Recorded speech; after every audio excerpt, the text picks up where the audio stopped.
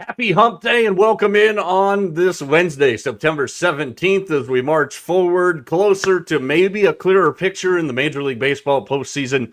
And we look ahead to an exciting weekend of college football and in the NFL. Again, my apologies if my throat sounds like it's been run through a cheese grater. No Dr. McKillicuddy is available in this casa, which otherwise I'd be 100% right away. So we're using the Mike Arana method of how sick are you? Yesterday, a lot of fluids, a lot of rest. Today, we're going to drink a couple of beers and have a fat-ass plate of pasta. And when I wake up in the morning, I'll let you know if I'm sick or not. That's how it usually works on this program. But just in case I start to sound like Mr. Ed here, I'm not flying solo today. Vegas Mac in the middle and returning to his rightful spot on the right side of the screen, Tejota. DJ, what's up, my brother? Well, you know, I heard today that Juvenile asked Shabuzi to reimagine Back That Ass Up, and I am all in for this. Give it to me. I will pay for it immensely. Let me have it. You know what? I would actually very much like to hear that. And that's breaking news to me right there. So yet again, TJ comes in with a gem. Do you have an update on any backing of the ass up, Vegas Mac?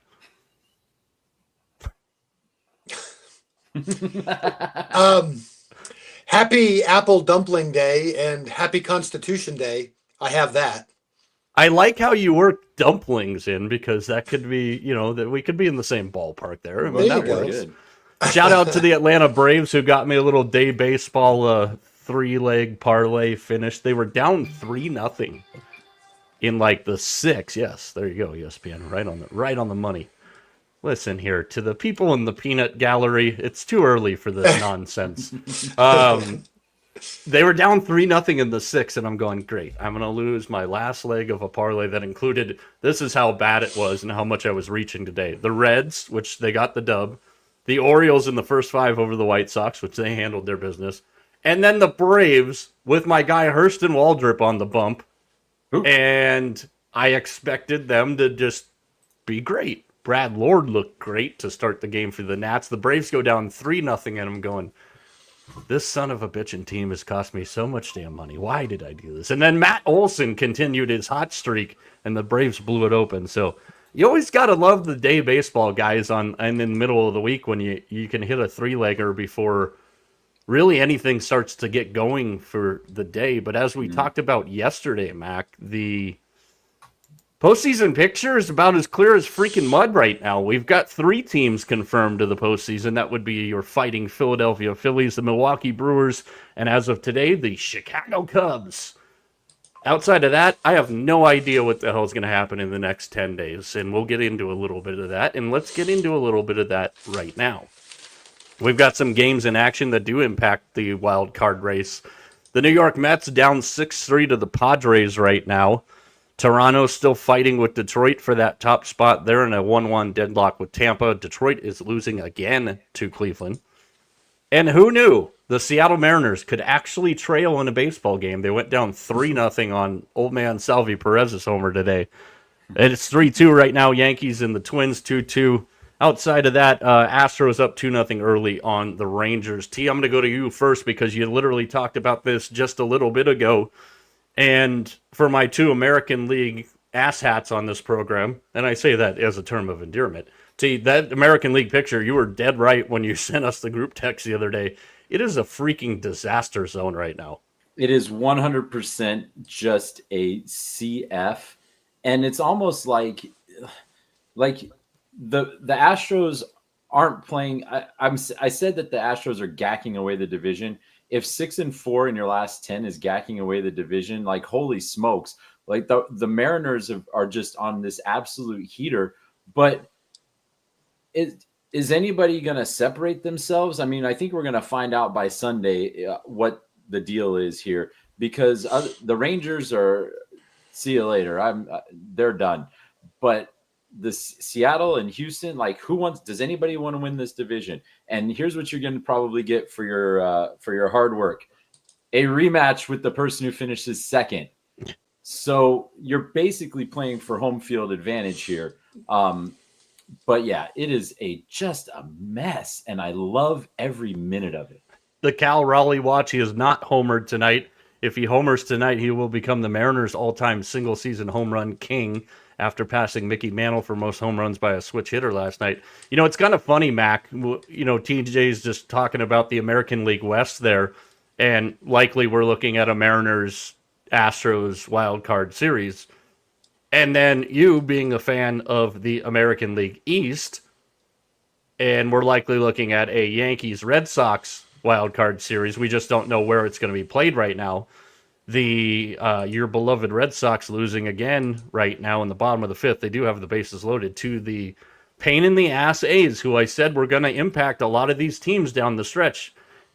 I don't know what to make out of those four teams. The two TJ just talked about, and of course, Mac, the Red Sox and the Yankees right now. I'm pretty good with the Yankees right now. I mean, their pitching has been pretty solid. I'm all right with the Yankees. The Red Sox are a mess right now. Wait a minute. I know I'm not feeling good here, and maybe my ears are a little plugged up. Did the Boston guy say he's all right with the Yankees right now?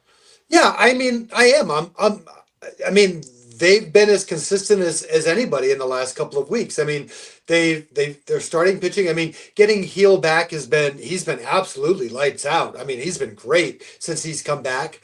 I mean, again, we have to remember, once we hit the postseason, you don't need 4 or 5 starters. You need 1 or 2, and the Yankees have that. You know, we've all made our jokes about the Yankees bullpen, but I mean, the bottom line is that their bullpen's still going to be pretty good. And so I mean, I like where the Yankees are. They're in a good situation. I say about the Red Sox right now have run out of gas, is what they've done. They're struggling from an offensive standpoint. You know, everybody's pointing fingers at, well, it's because of Roman Anthony. Well, Roman Anthony's played a handful of games. He's not the reason your offense stinks right now. The reason your offense stinks is because Alex Bregman isn't hitting. That's one of them. And then you have to put, Yoshida out there every night. That's another problem. Guy's terrible. So then that's going to run. And in all of their starting pitching, the last 2 or 3 times, you look in their rotation, the last 2 or 3 times they've gone through, Giolito has not pitched well. He hasn't been locating any of his pitches, including tonight. Bayo the same way. And Crochet, listen, here's the thing. All those guys have hit the limit of their innings that they've had in their career. And they still have, another, 1 or 2 starts plus the playoffs. The Red Sox bullpen is terrible. We saw it last night. You got a young kid, he goes out, pitches his guts out. They bring that Weissert in, and he just threw a whole can of gasoline on Fenway Park and blows it up again. I mean, it's the same thing on and on. So they've just run out of steam. I don't know that Cleveland's going to be able to catch them, but I think a Red Sox Yankees playoff game. I'm not a big fan right now if I'm a Red Sox fan. I think the Yankees will win that one easily. Yeah, and it's, I think T, you and I were talking about this on Wednesday when Mac wasn't with us last week, and I mentioned the A's because that was the day they got the walk-off, and they got to Chapman and broke the iron wall that was Aroldis Chapman. And I mentioned how the A's were going to be kind of a pain in the ass to some of these teams in the race here, and we're seeing it right now, in the series against Boston. They do have the lead right now as we're talking. They have one more game with Boston. Then they play Pittsburgh. Who cares? Kansas City's hanging on by less than a whim and a prayer right now. But Houston, very much in the mix here. Mm-hmm. And, it's kind of interesting. And I wanted to ask both of you guys this because I've stated my case several times on this. T, I'll start with you. When we look at these series, and I'll again keep you in the West here because I know that's a little more in your ballpark. Do you think there's an advantage in a wild card series with Houston and Seattle if it's played entirely in Seattle or if it's played entirely in Houston? Because Houston does have a series against these same pain in the ass A's here before they get out of here in the regular season. I really don't think that. I think it's the advantage is just going to be the team that's on the heater at the moment. I mean, we saw what happened with the Diamondbacks 2 years ago, who win 84 games and then just absolutely blow the doors off of everybody in the playoffs and then run out of gas against the Rangers. So I think it's just going to be who's playing the best. And right now, I'd have to give the advantage to Seattle because they are just in one right now and having a great old time. Yeah, 10-0 in their last 10. I mean, Mac, let me ask you the same question when it comes to Yankees-Red Sox. Do you think it matters where that series is being played? I was going to touch on the West real quick. I think it does matter in the West a little bit because I don't think Seattle plays very well in Houston. I think that's one of the things. As far as Yankees-Red Sox, I don't really think so. I mean, that rivalry is what it is. I mean, the Red Sox have won the season series against the Yankees, but then you saw the Yankees went last week and took 2 out of 3 from Boston. So I don't really think it makes a difference when those two teams play. That's one that I don't think that it makes a big difference. Sox not able to get anything in with the bases loaded in the 5th, so they're in the top of the 6th in Boston, 4-3. Athletics, Nomads, whatever the hell you want to call them. Feel free to comment along if you're watching along.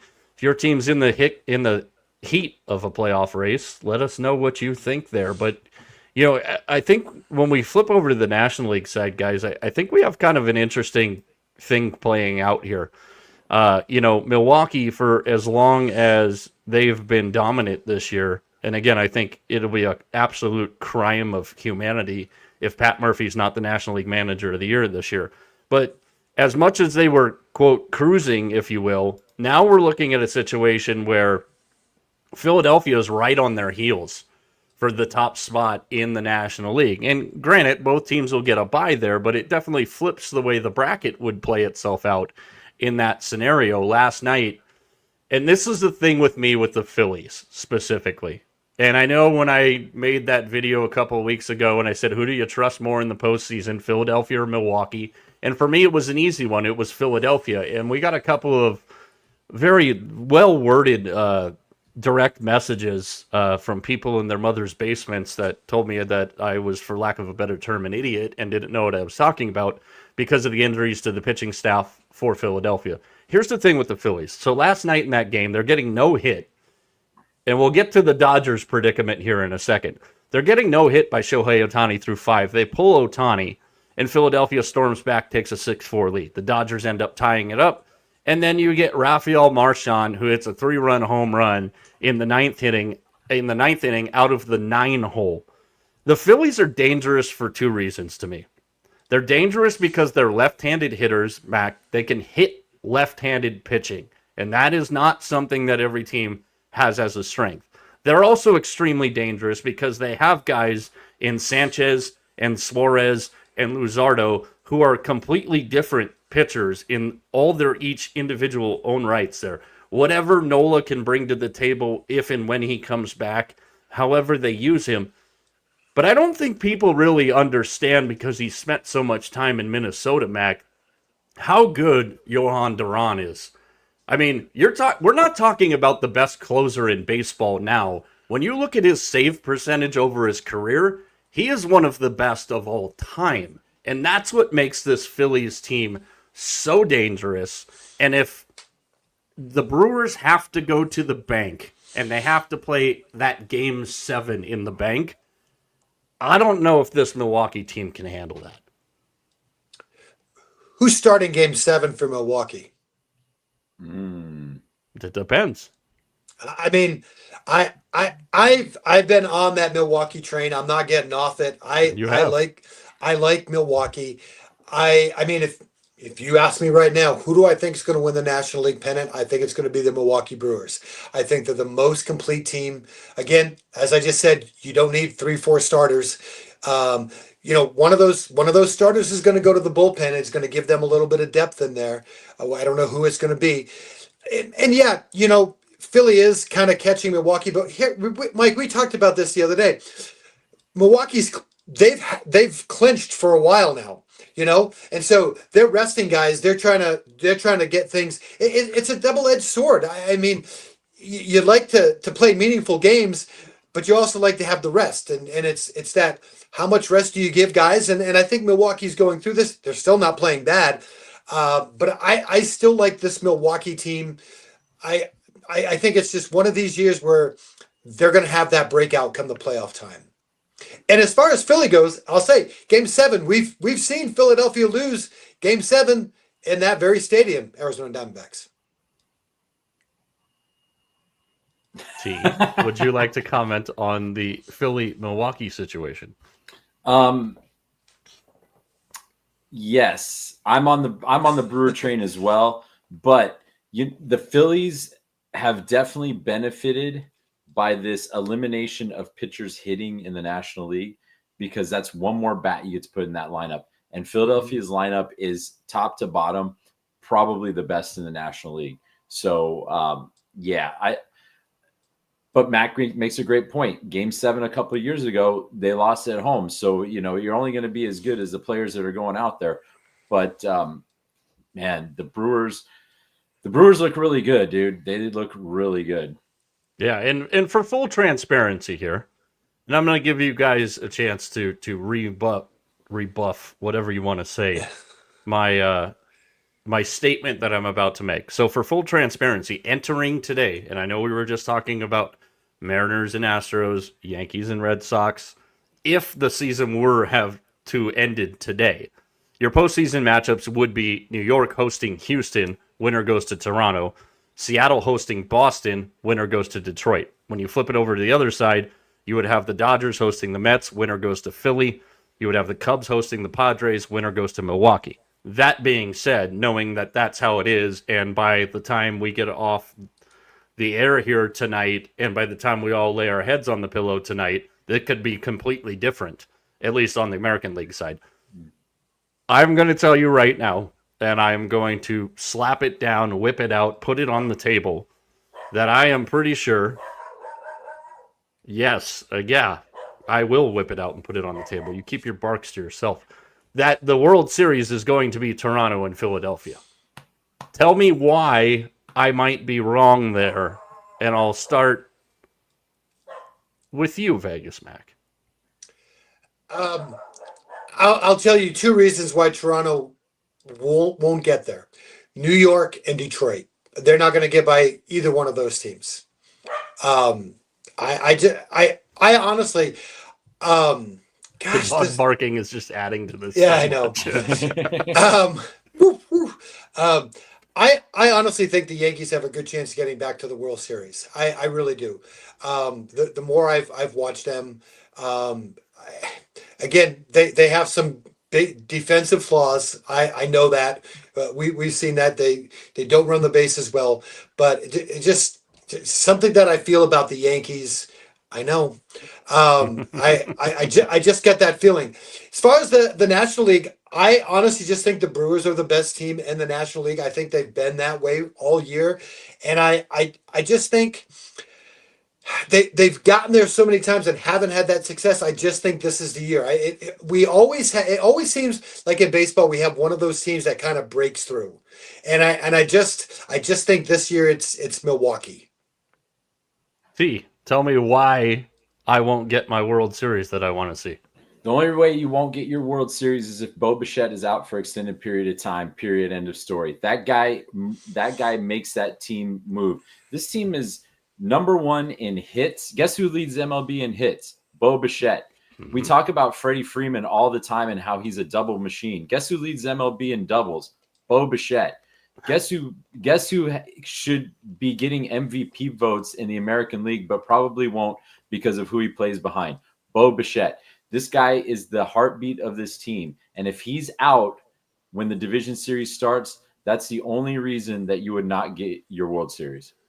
I would love to hear our guy RJ, the computer geek, jump in on this one, because the American League picture will be interesting in his house with the dichotomy of the Jays, Astros relationship status in the house. So RJ, if you're out there, please let us know. So plenty of stuff to go on. Just another check here real quick, and we'll update this as we go through the program this evening. Cleveland still beating Detroit. The Sox still down to the A's. Toronto and Tampa are tied.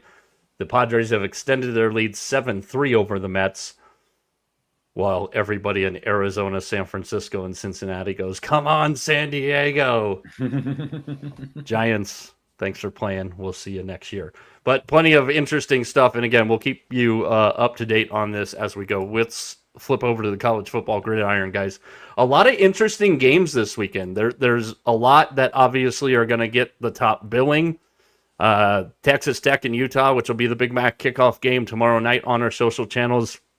Apparently, there's some intrigue by some people, not this guy, of the Florida-Miami game. We've got, Mac and I talked about it a little bit last night, TJ. We've got Oregon State playing the Civil War in September, as well as the Apple Cup being played in September. So there's a lot of games on the schedule that are interesting. What does Georgia Tech do to rebound after knocking off Clemson? They play a Temple team that just got their asses handed to them by Oklahoma. But what we're going to do tonight is look at a couple of those games that aren't going to get the top billing, and we're going to start in Columbia.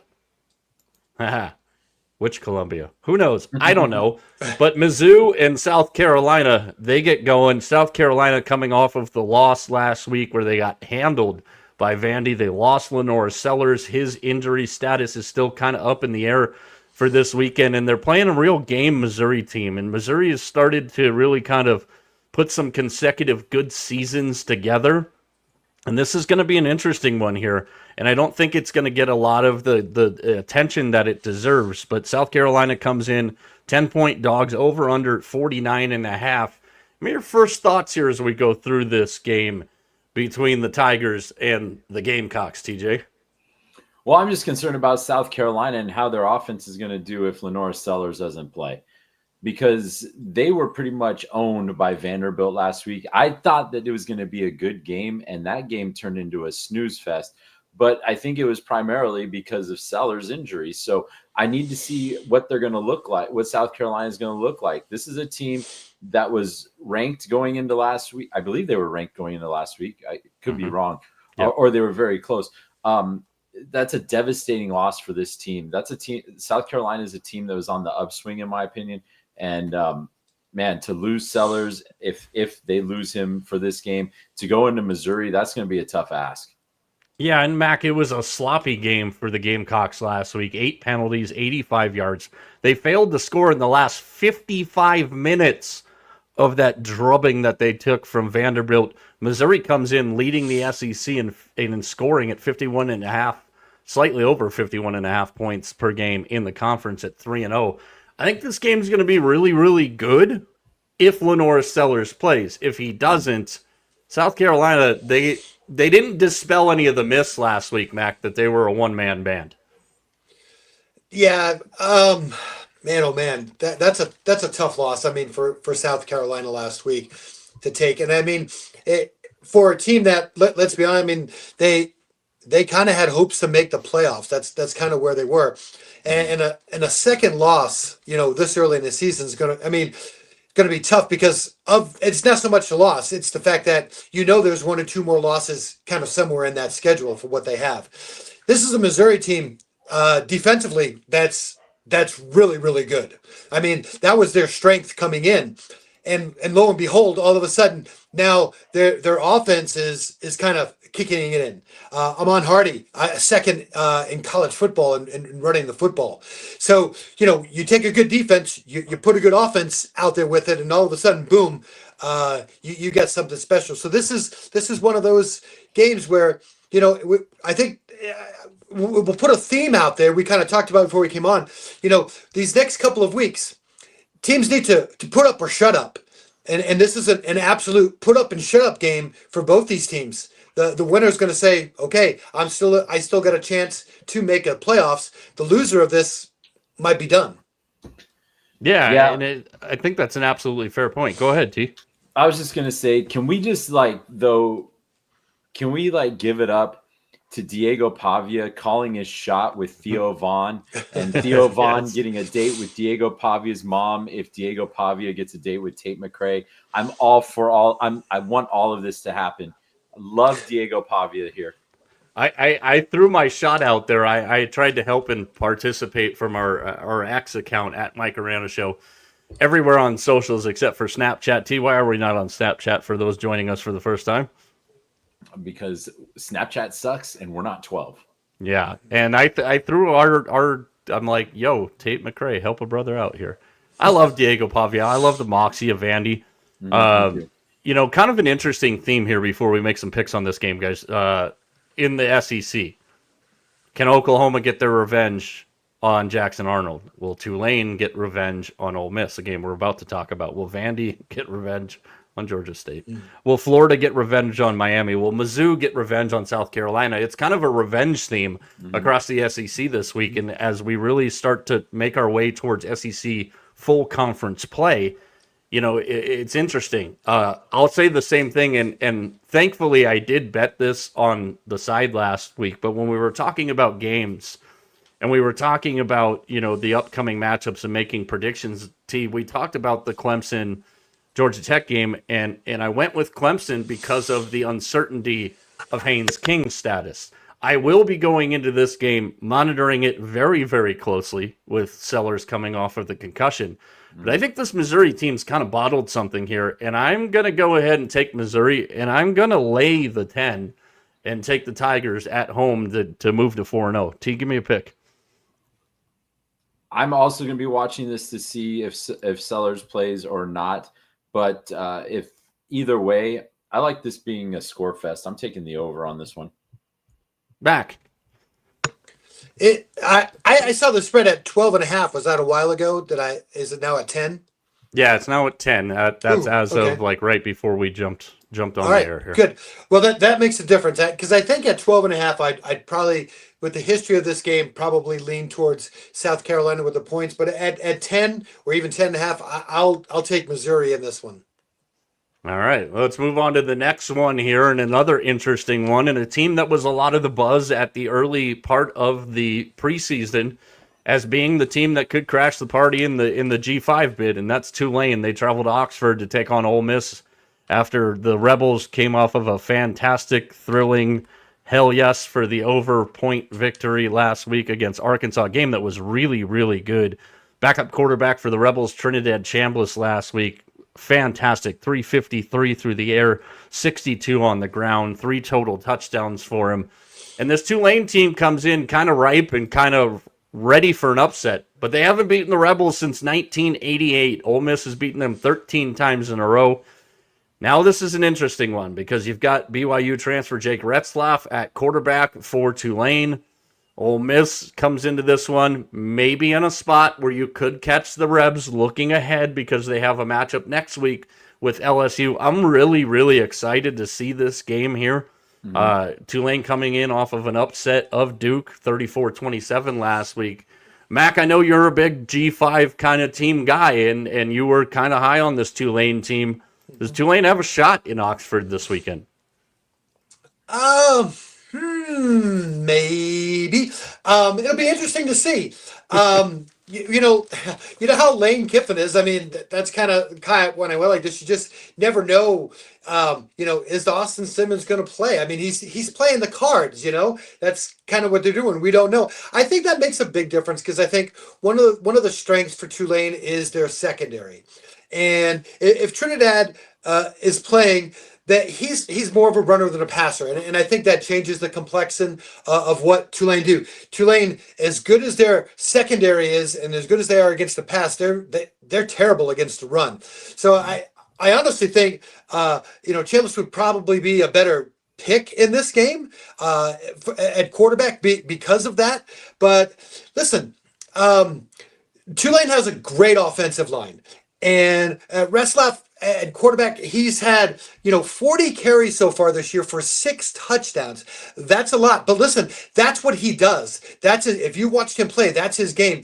You watched what Tulane does as a scheme offensively is a lot of those rollouts. They get him going. That way, if the pass is not there, he can run. And like I said, they have a good offensive line. So, again, going to Ole Miss, that's a tough call. But like I said, I really think it depends upon who plays quarterback for Ole Miss. I think that's going to make this game closer. I still think this is going to be a 1-score game coming down to it. But I think who plays quarterback for Ole Miss is going to make a difference in that. Tell you, what do you think of this one? And give me a pick when you're done. I think it's going to be an outstanding game. I love the fact that Jake Retzlaff just goes down to Tulane and it's like he doesn't skip a beat. He's been great for Tulane. I loved watching Ole Miss last week against Arkansas. I thought that was a fun game to watch. I think this one's also going to be a fun game. I think it's also going to be a score fest. I'm back on the horse and I'm going over 60.5. I think this game is going to light up the scoreboard. Mac, you mentioned one score game. Is it enough to get you to take Tulane plus 13.5? Yeah, absolutely. I'll take Tulane. I think this is going to be really, really close game. Uncertainty at quarterback is definitely the theme here. Ole Miss has a wide receiver. We remember big play Trey Harris from last year and years past. Harrison Wallace is off to a really good start for them. 15 catches, 339 yards, 2 tutties. He's averaging 22 yards of completion here. Uncertainty at quarterback gets me again in this one, but it's a game in Oxford, and it's a game that I've got Lane Kiffin and Jake Retzlaff in. I'm going over 60.5 as well there. Let's move on. And guys, this has been a really weird one for me, and I don't understand why, but nobody's really talking about a big game in Lincoln, and that's Michigan traveling to Nebraska to take on Patrick McPartment's Dylan Raiola and the Nebraska Cornhuskers in a scene that I think is going to be wild. Matt Rule is doing a fantastic job with this Nebraska team. He's got them rolling. He's got them right. And they come in as home dogs to the Wolverines. And Bryce Underwood at quarterback for the Wolverines, a guy we've talked about quite a lot. All the hype.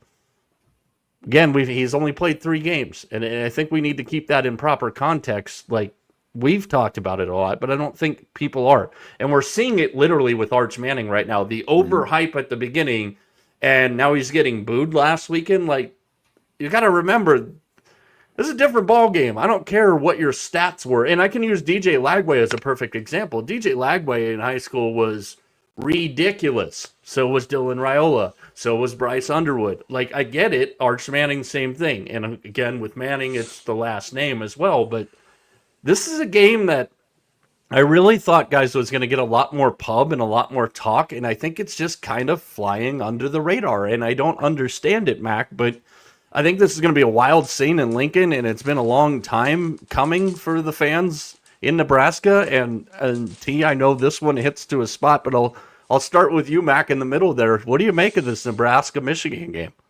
I told you at the beginning I like Nebraska at the beginning of the year. Listen, Nebraska, this is it. This is your week. You have got to find a way to win a big game. Kick the freaking door down. Okay, how are you going to do that? It's pretty simple. Dana Holgerson, offensive coordinator, get out of the freaking way. Okay, let Dylan Raiola go. Okay, I think they've been too conservative. These little dink and dunk passes, that's not him. Let this young kid Let him cook, baby. Let him cook. Throw the ball down the field. Let's get this thing going. You know what you're getting from Michigan. It's Big Blue. It doesn't matter who coaches this team. You can have Pee Wee Herman coach this team.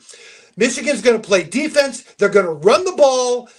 That's Michigan. That we know what we're going to get. They have a young quarterback as well, and Bryce Underwood. They're not going to expose him right away. It's going to be Michigan football. Gritty defense, run the ball. That's what you're going to get. Let Dylan Raiola cook, my man. Let him go. That's how you're going to win this game. Not get out of the way. Don't be conservative. Throw the ball down the field. This is your chance, because if you don't do it now, you have the perfect opportunity. Look at Nebraska's schedule. You win this game, you have a chance to get 10 wins. You get 10 wins, you know what you get? A chance to play in the playoffs. Boom. Now, TJ, I'm sure that you, as did I, not have Mac dropping a let him cook on the program this evening. I do think that who coaches this game matters a little bit, but T, this Nebraska team, there's a lot to be excited about right now. There is a lot to be excited about. This is what they've been waiting for. This is what they've been building for when they brought in Matt Rule. But, I mean, and when they brought in Dylan Raiola, I mean, the dude's completed 77% of his passes this year. He looks fantastic. Yeah, it hasn't been against great competition, but we can say that for about 100 other teams in college football right now as well. You know why it's not getting any play?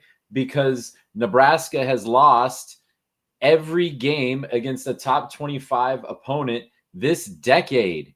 That's why it's under the radar, because every time they have this opportunity to make a statement, whether it's at home or on the road, they almost knocked the door down last year against Ohio State.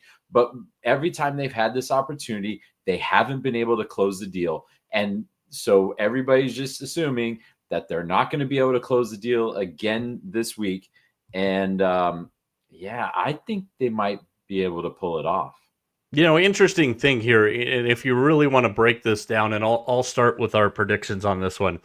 I'm going to tell you two things here. Number one, we talk about this all the time as far as bets and how you approach betting games. If you like a line, and this is part of the thing with all these online sports books here. I know if I wait till Saturday on this game, I'm going to get a booster token to use, blah, blah, blah. I bet this game last Sunday, okay, because that's where I felt this game was. I have concerns on the line for Nebraska on both the offensive line and the defensive line.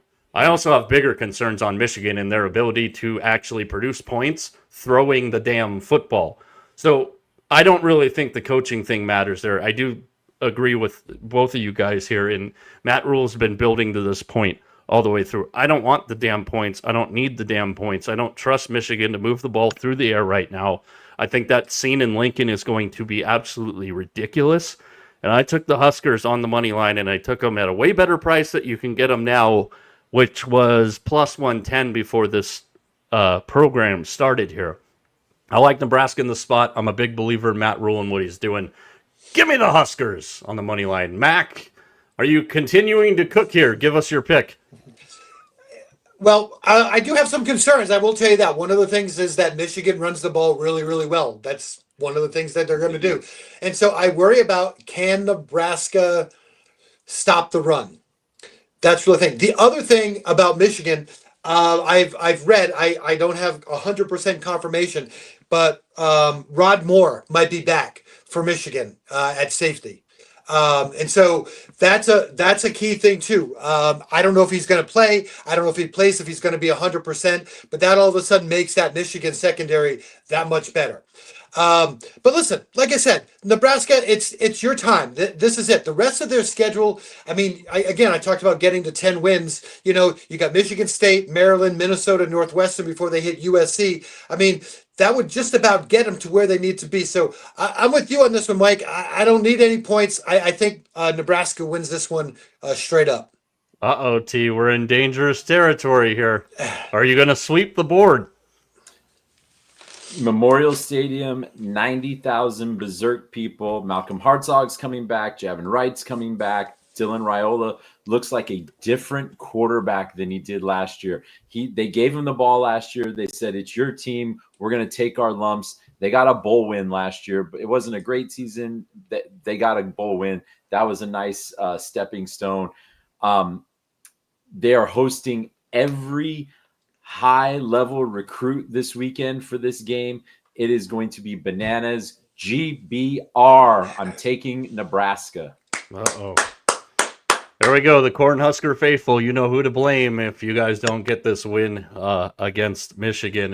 Billy V checking in. We appreciate you, Billy V. Yeah, the Big Ten's got a couple of very underrated games. I'm going to talk actually on tomorrow's Lunchtime Live about this game. Mac mentioned it yesterday. The eyes have it all together.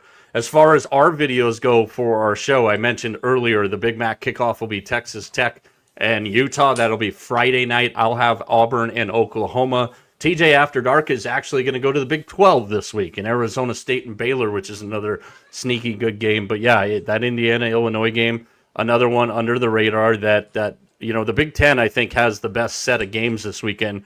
And that's why we're going to finish in the Big Ten on our final college game that we want to spotlight here. And it's an interesting one. And it's also a ridiculous time to be making a team from Michigan come out to the West Coast and play. Why this game couldn't have been kicked off at 5 o'clock, I have no idea. But that's Michigan State, and they travel to USC to take on the Trojans. The Trojans a 17.5-point favorite. 56.5 is your line here. Aiden Childs has looked really good for the Spartans this year. I think that when you look at this as far as USC goes, I don't think I'm saying anything that is unpopular opinion, at least amongst this show. But having faith and trust in a Lincoln Riley team is not something that I have, especially now that we've heard some of the stories about what was left and the mess that was left for Brent Venables in Oklahoma. And I think, I'll start with you here because we talk about this quite a bit. I think USC can actually play defense this year, which is fantastic for them. Good job. Pat on the back. It helps when you have a Ryan involved in your defense. But, this is, to me, a game that I think USC has to be very, very concerned with. Because USC plays Illinois next week in Champaign.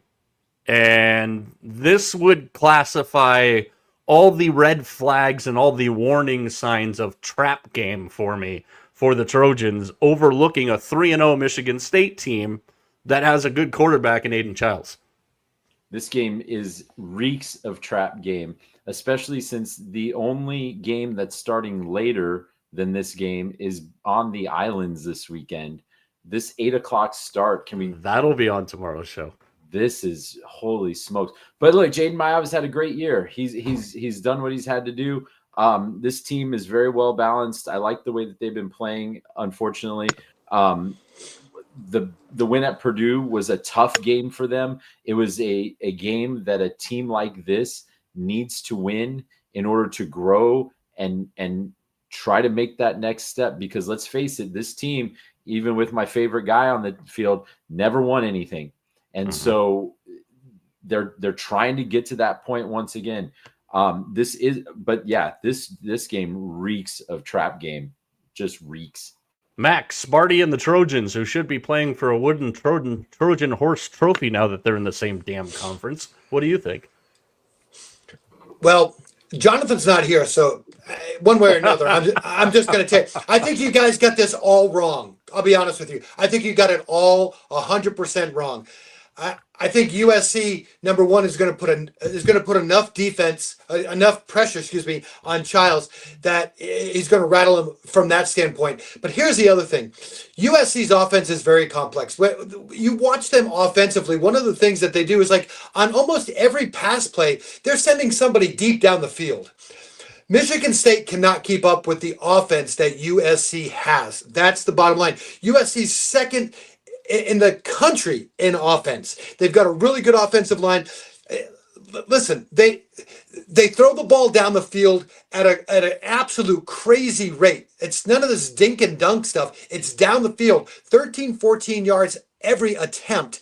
Michigan State's not going to be able to handle that from a defensive standpoint, because Michigan State is the worst in the conference in passing defense. So you got the best team in the country basically that throws the ball against the worst team in the country defending it.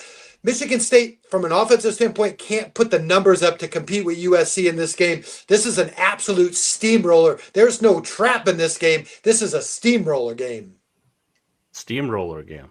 So yes. No busting of the protection for the Trojans here. You got the cover. Yeah. Even at the big number of 17.5. Yeah, I just think they're going to roll in this game. I just don't think Michigan State's going to be able to compete with them. I'm just not going to be able to put up the numbers. The Michigan State offense isn't built to score that many points. And USC's, this game gets into the 30, 40 point. Michigan State, there's no way they're getting to that. T. This could be a very sticky situation for the Trojans. I don't. Especially with them possibly looking ahead in the schedule. You got what? You got at Illinois, you got Michigan. Here comes the travel issue again. Luckily, this game is before they do any of that ridiculous travel.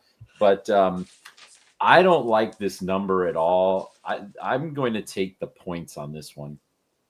I agree with you because this thing was about 15.5 and it's ballooned up to 17.5. Everybody's like, well, late start for Michigan State, blah, blah, blah. Do you remember who Michigan State's coach is? Guy who's totally used to late starts, and Jonathan Smith from his time in Corvallis. I also think that my saying that I don't trust Lincoln Riley and the way his teams prepare for games like this I'm going to wait. If it drops below 17.5, I'm not going to touch it. I've got a feeling with the way this line is kind of moved, depending on the sharps and the pounding of the number here, I might see if I can grab this thing at 18 or more. I don't trust Lincoln Riley and the way his teams come, and they go out and they pound Purdue last week. Now people are starting to talk about USC a little bit. That typically tends to be when USC shits themselves, and I don't trust the number here. So it's a pass for me unless it gets to 18. There'll be a lot of passes in that game, so you're right on. Let Vegas Mac cook. Let Vegas Mac cook. All right, let's go to the NFL here. We've got some interesting games in the NFL again tomorrow night. That'll get started with Miami Mike, TJ's favorite coach, as they travel to Buffalo for literally you're getting on a plane to walk off a plane, walk into a stadium, and know it's impending death is what the Dolphins are going to face tomorrow night. But if we look past Visor, Josh Allen, and the Buffalo Bills and the Dolphins tomorrow night, there's some good games this weekend. Now let's start in Philly with the Rams and the Eagles. An interesting game here. I think, I don't know if I've been super impressed with the Rams. I think Stafford, for all the talk in the preseason, whether that was bullshit on the good side or the bad side there, I think he's looked pretty good. But Philly is a different animal, as we know. They go into Kansas City last week, a couple of false starts on some butt plays, and they still end up getting the victory there. And the Eagles at 2-0 back home to take on the Rams. And I think this game's going to be a lot better than people think. And I'm not really sure if I love this number. When we got on the air tonight, 3.5 is the number. As we know in the NFL, 3 and 7 are magic numbers there. And the last thing you ever want to do is lose by a hook. The over-under on this game, 44.5. Very interested to see how both of these teams respond.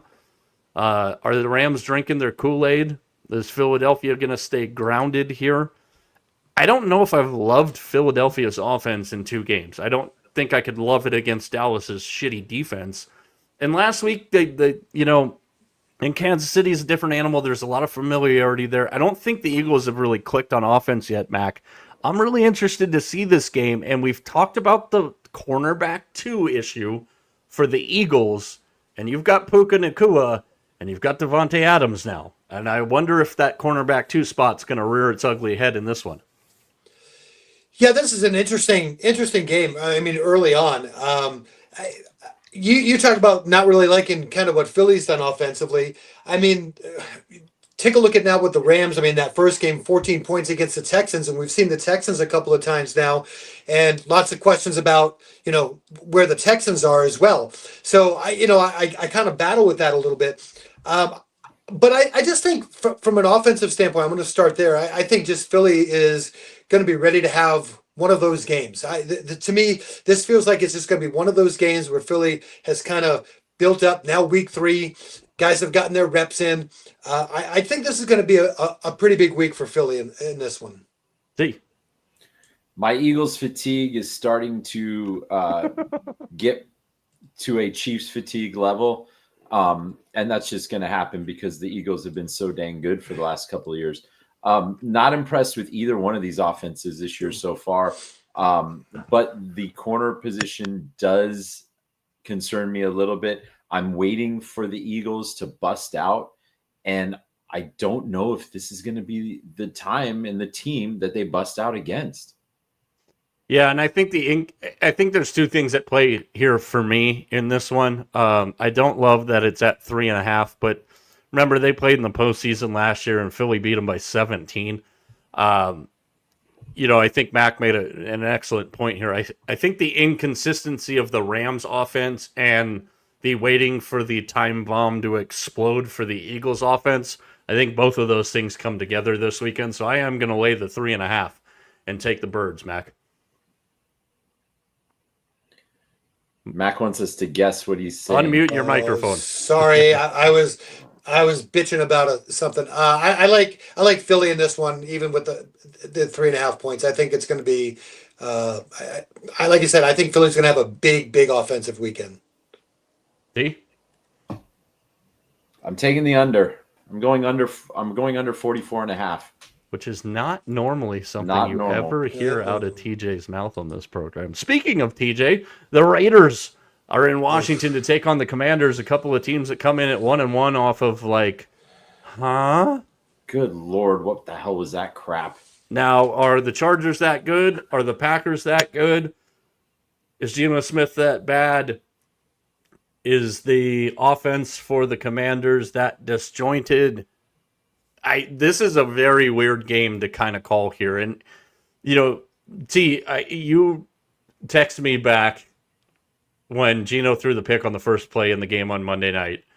And, you said it, and I didn't need to hear it. I didn't want to hear it after the emotional drama of the Texans game right before that. But, in watching the Seahawks as much as I did when Geno Smith was there, because of my fiance being a Seahawk and now also Raider fan. So it was a topsy-turvy weekend for her last weekend. But, I'm not really comfortable with either one of these teams right now. I think the Raiders going on the road being underdogs for the third consecutive week, that tells you a little something. I think Pete Carroll's Raiders in this spot, I trust a lot more than anybody else's Raiders that we've seen in this spot.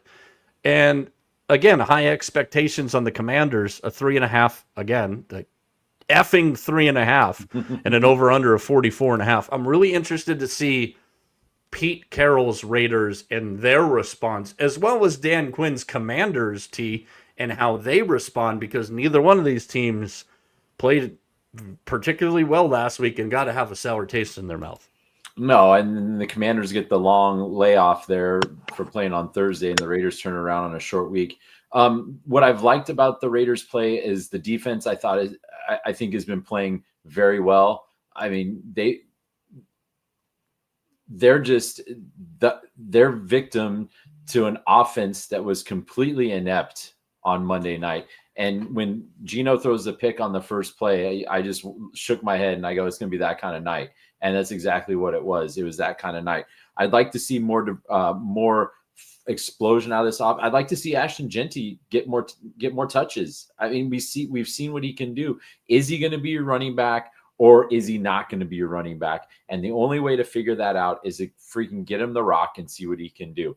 On the other side, though, is Daniels even going to go? I mean, that's a huge question. So, but yes, I agree with you. I think if this game was last season, I would be taking the Commanders all day. But this season, I really like the way this defense is playing. Yeah, and Daniel's status has moved this line from an opening line of 6.5, Mac, down to 3.5. So there is massive concern, and there should be, with Jaden Daniels not being there. The Commanders are a completely different team without him there, but that's a massive line movement. Maybe the extra rest does help him be able to play, but, another quarterback for another team in the NFL that's dealing with an injury, Mac. UGLY, you ain't got no alibi. You ugly. That's what this game is. You've cooked and now you're ugly. Cheerleading. Keep going. This game is ugly. I don't know what to make. But listen, my wife was very happy that the Raiders did not hand the ball off to Ashton Genty on Monday night. She won her fantasy football game by 2 points because Genty didn't run the ball, So she was very happy about that. I mean, I don't get it. I mean, I thought he was going to be the focal point. I think the Raiders are going to be even more trouble. I mean, Tom Brady's not going to be in the box calling plays for him or whatever he was doing up there. But I think it's a little bit, I'm a little disappointed in the Raiders. I really am. I thought the Raiders would come out and I thought they would be just a little bit better. I don't feel as though they've used Genty the right way. I mean, I don't know.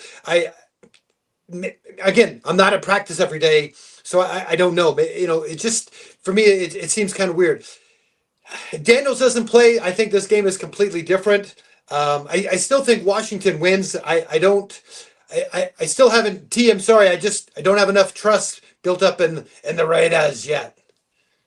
Well, the trust has to be earned, right? They haven't done. They had a good showing in New England against a New England team that's on the rise, but still not very good. And then when the spotlight's on them, they crap the bed literally against the Chargers. They just flat out didn't show up. And I think calling out the use of Ashton Genty has been a huge deal this week in Raider Nation. So I would expect to see Chip Kelly utilize Genty a little bit more. Plus, is Brock? I don't think Brock's 100% healthy, and that's going to have a huge effect on this offense as well. But do you want me to make my prediction now, or do you want me to save it? No, go ahead. I'm taking the under again. I'm taking under 44.5. The Raiders games both have gone under this year. The defense has played great. They're 4th in the league on third down conversions. They're 5th in the league in points allowed, and they're 4th against the run. So if it's Daniels or whomever, if they get them in one-dimensional, I like this team's chances of keeping the score down. I'm taking the under. The under is also undefeated in Commanders games this year, Mac. What is your play on this one? I'm gonna piggyback right on that. I'm gonna take the under in this one because I'll be honest with you, even when Daniels has played, the Commanders offense hasn't been spectacular. And like I said, I don't trust the Raiders offense. Both these teams have decent defenses, so yeah, let's go with the under in this one. I don't like to touch over and unders until we get to like week 4 or week 5 in the NFL because we've seen the volatility in it. You saw in week 1 the unders were supreme, and then in week 2 the overs kind of came back into play. So I do agree with both of you guys there based on what we know. I mean, for these teams in 4 games, the under is 4-0. My thing is this, and I think, again, and T, you mentioned it, a lot of shrapnel to Ashton Genty because everybody just expected him to run against the Chargers and the Patriots like he was running against, and this is a pointed comment here, against UNLV and Boise State, and that's not who he's running against anymore. But I also think the misnomer here in this game, with Daniels or without, and obviously, what's up, Lunchbox, checking in, first time, long time on Lunchbox there, we love it. I think the thing here is, let's look at this. The Raiders allowed 13 points to the Patriots. Oh, well, they've got Drake May. Save it. Outside of Quentin Johnston, thank you, Lord, for Quentin Johnston, by the way. I would have lost my balls on Monday night. Outside of a 60-yard touchdown to Quentin Johnston, the Raiders' defense looked pretty good against everybody's flavor of the week, Surfer Boy, and the Chargers. I also have great concerns about, and this is a fair point for both of these teams, so I believe either. What is the Commanders' game plan going to be? They already can't run the ball with Jaden Daniels on the field. If Marcus Mariota plays, what is it? I'm going to stalk this line, and my hope would be that Jaden Daniels does play. Obviously, because I'm a football fan and I want to see him. But the Raiders' defense is played way better than anybody's giving them credit for, and the Commanders' offense really hasn't looked very good, and they can't run the damn ball either. So I will say take the Raiders at 3.5. If Daniels plays and that line does balloon up a little bit more, I think the Raiders' defense keeps this game close enough. Speaking of the Raiders and the West, and feel free to keep firing your comments in. We appreciate it. All you guys out there watching, thank you very much from all of us here. It's way more fun when we have comments as well. Broncos and Chargers, speaking of the AFC West, the Broncos come in at underdogs here. 2.5 points is the line as of about an hour ago. So a plus 130 on the Broncos. Chargers favored by 2.5. Over-under is at 45.5 in this game. And guys, Denver was kind of the flavor of the offseason. Oh, the Denver's going to go to the Super Bowl. And again, recency bias. We've only played 2 games. Let's calm down. When we get to like week 5, for the first time you see the power pyramid, because we're not going to rank teams based on, oh, you had a really good offseason. How'd that work out for the Bears last weekend? That being said, Denver was one of those teams, Mac, that got a lot of smoke, and you guys know I love Bo Nix. I just spoke ill of an Oregon quarterback in the last game we were talking about. I love Bo Nix. But we also have to understand that there is a potential here for a sophomore slump. We saw it with C.J. Stroud, who still is in kind of a sophomore slump. And L.A. is getting all kinds of praise right now. All kinds of hype, all kinds of everything. Now Justin Herbert really gets a chance to really go against a great defense for the first time. I wouldn't say Kansas City's defense has been great. I wouldn't say that the Raiders' defense has been elite, even though I just hyped them up. They've been good. cite the competition here. I think this is a very interesting game because a lot of people I think are going to go to the Chargers side of this table, TJ, and I don't know if I'm totally there yet. I'm not there yet at all. I need to see bigger sample size here. You guys, everybody knows my thoughts on Josh Herbert. It is what it is. He made the good pass last week, but he did not remember that first drive after the pick, and they had the short field, and they couldn't do anything on that short field. So I thought they played well against Kansas City, but I don't know if that Kansas City team is the Kansas City team of old. I need to see a bigger sample size here. I know they're going to be missing Khalil Mack, though. That's a big loss. You know what's crazy about that is he's listed actually as questionable. With as nasty as that injury was, he is listed as questionable. I don't think there's any way in hell he plays, but I don't think so either. I saw that earlier today. I was like, you got to be. You're going to talk about the toughest MFer in the league right there. Mac, are you buying the Charger hype? I'm not buying it because I got it that time. I'm not buying it because this is a team. If you're going to be successful and you're going to be a playoff team, I don't care what it is. The bottom line is this: you got to be able to run the ball. This Chargers team is not running the ball well at all. I mean, Aaron Hampton, 72 yards in 2 games. I mean, he's your leading rusher. I mean, that's what you're giving me. Najee Harris is Najee Harris. It's not getting done. I mean, and their quarterback's their second leading rusher. You're not going to win consistently if you can't keep the defenses somewhat honest with a little bit of a running game, and the Chargers don't have that. What I love about this game, though, is that it's a great coaching matchup. I mean, it's a great chess match. That part is really good, but I'm not buying the Chargers right now. D, you go ahead and start us off with your predictions here. I think the Broncos are pissed at how that game ended last week.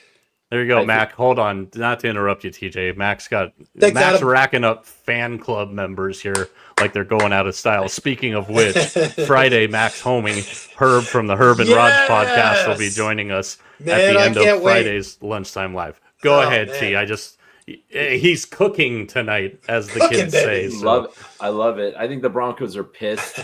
I think they intentionally did not do jumping jacks this week in practice because of that nonsense on Sunday. But I'm very high on the Broncos still this year. I need to see a little bit more from the Chargers. They are going to be playing at home, but it's going to be 60-40 orange to lightning bolts. I am taking the Broncos on the money line in this game. Interesting. Vegas, Mac. I like Denver in this game. Without a doubt. I mean, they honestly should be 2-0. Let's be honest, but we have to play the game. Even though they're going on the road, I'll take whatever points I can get in Denver.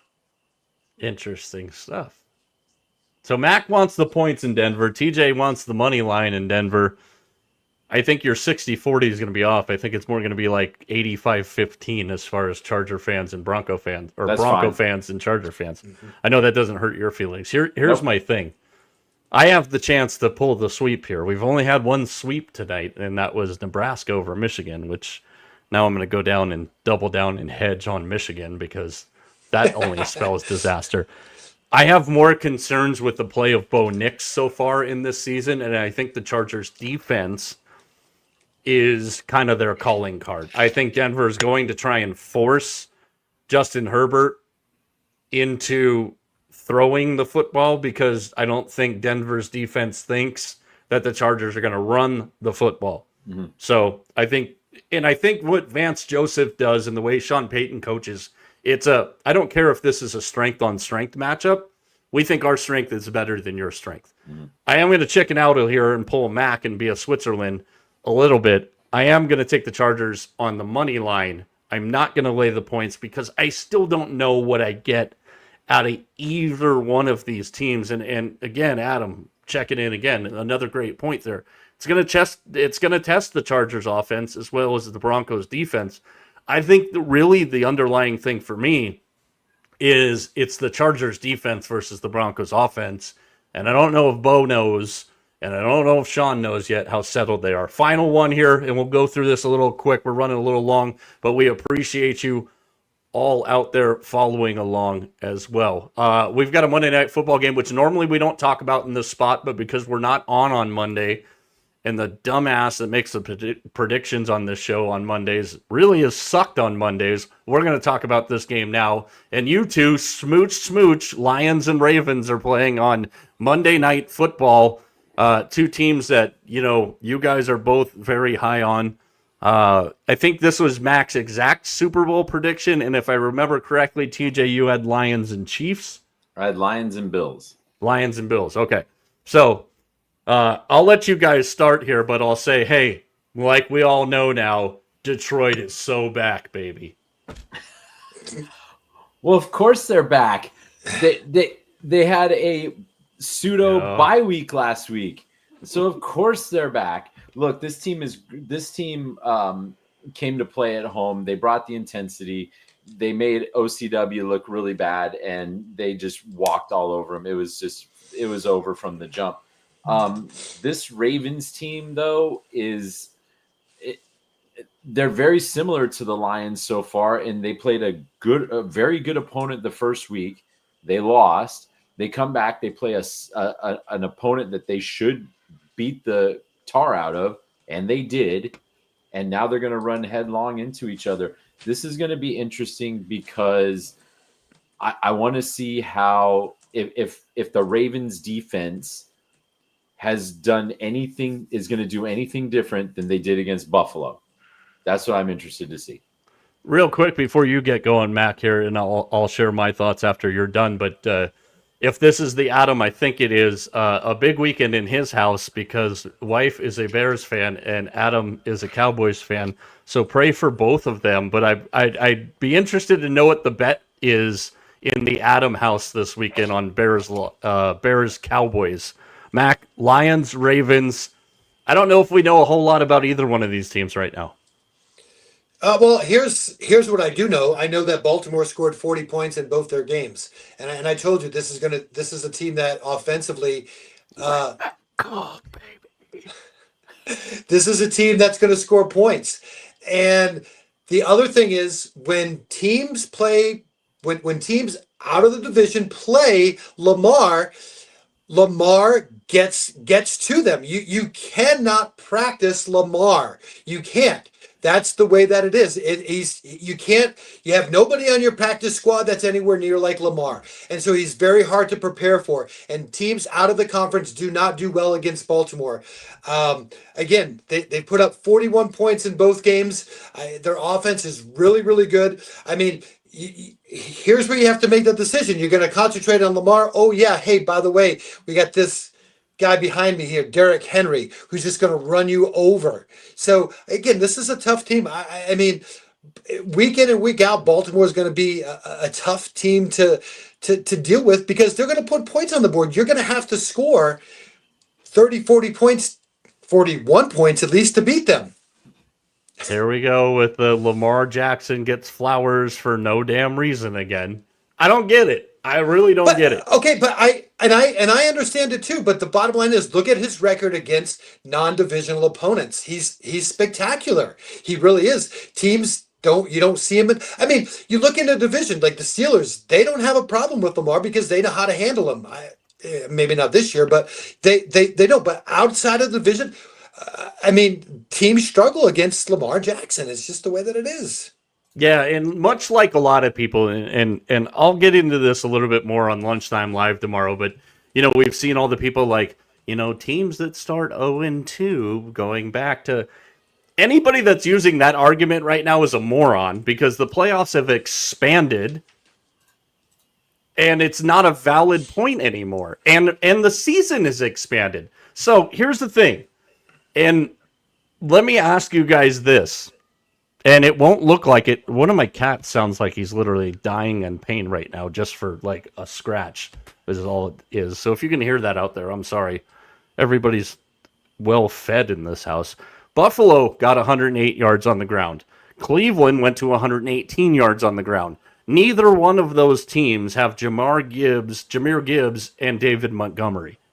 I'm very, very concerned in looking at this game from an analytical standpoint here about the Ravens' run defense.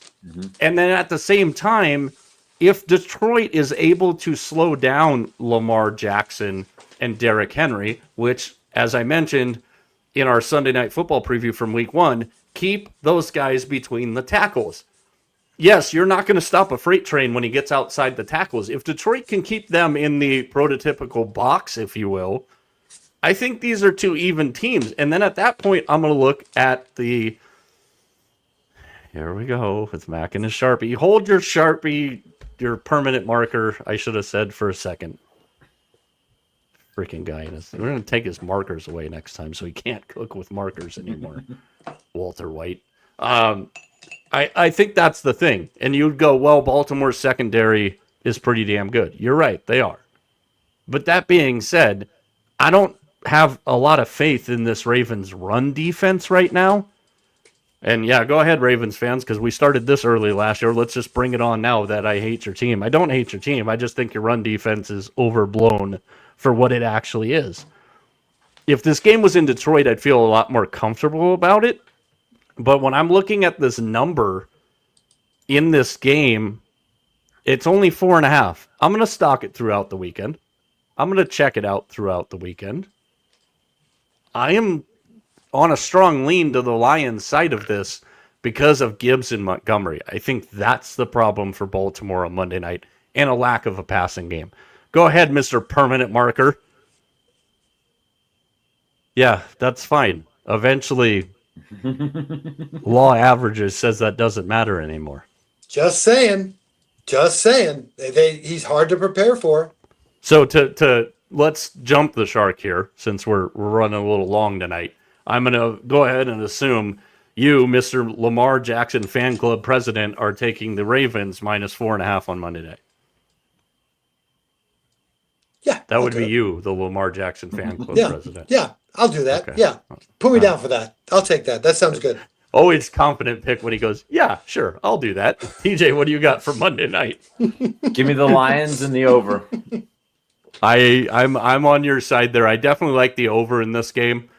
Here you go. Well, again, we don't need people on this show that stroke match. Go ahead and hold it up one more time. Great. Yeah. Okay. Even more so. Give me the Lions on the money line and the over, because the Lions are so back, baby. So many things to talk about back as we go through. Tomorrow we'll get into a little Heisman. I went to a whole different world to try and get the triple option back on the good side since I started 1-5 on the triple option this year. Big Mac kickoff on Friday night. Again, Texas Tech and Utah. I'll have Alabama, or not Alabama. Oh, man. Herb's going to hate that one. Auburn and Oklahoma on Saturday morning. After dark is ASU and Baylor. 5 for 500.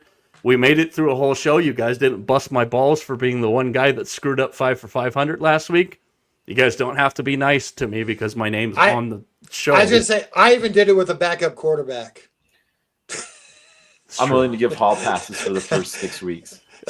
Mac did have Jamar Chase and did most of it with Jake Browning. TJ had Jared Goff, who cruised. And then I had Breece Hall and all of the Jets that didn't show up against Buffalo. So we're going to try and right the ship there this week. Tomorrow, me, Lunchtime Live, we'll give you our Saturday.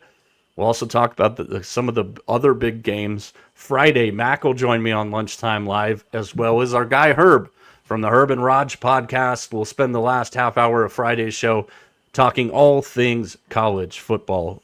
Any parting shots, any final words, TJ, any thoughts or predictions on tomorrow night's massacre at the Ralph? I'm sorry, there's a game tomorrow night. Buffalo's playing a dress scrimmage, I think is a better way to say it. I'm eager. I'm going to set my alarm for 8:30 so I can watch the Mike McDaniel presser. You have to win the games in this league, and we're another day closer to death. Vegas Mac, do you have anything else to finish cooking before we get out of here? And a prediction on tomorrow night's game. No, I'm worried about the Pittsburgh Steelers going to New England and losing to the Patriots. I'd have to hear that all weekend from my wife, so I'm laying low. We've got all kinds of good battles within houses today. I mean, as I mentioned, Adam, who was checking in a bunch today, we appreciate it. He's got Cowboys Bears husband wife thing going this weekend. Max got Steelers Patriots husband wife thing going this weekend.